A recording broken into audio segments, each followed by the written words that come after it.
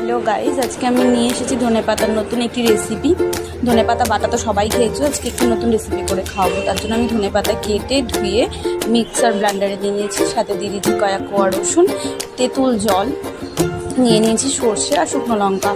চলো আমি এবার মিক্সার ব্লেন্ডারে দিয়ে দিচ্ছি ধনেপাতা, সাথে রসুনগুলোও দিয়ে দিয়েছি।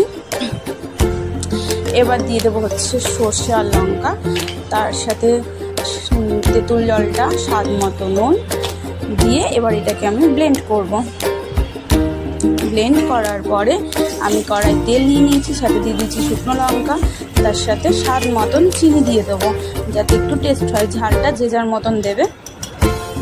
দিয়ে নিয়ে আমি এর মধ্যে দিয়ে দেবো ধনেপাতা পেস্টটাকে। ধনেপাতা পেস্ট দেওয়ার পরে এবার ভালো করে এটাকে নাড়াচাড়া করে যতক্ষণ না তেল ছাড়ছে না ততক্ষণ ধরে আমি এটাকে জাল করব। এটা এতটাই টেস্ট হয় যে পরোটা, রুটি, ভাত যে যার সাথে খুশি খেতে পারো, খুব টেস্টি হয়। চলো এবার এটাকে নামাবো আমি। আমার রেডি হয়ে গেছে, এবার খেয়ে বলুক কেমন হয়েছে। আর আমার রেসিপিটা যদি ভালো লেগে থাকে তাহলে লাইক, কমেন্ট, শেয়ার করে দিও তোমরা।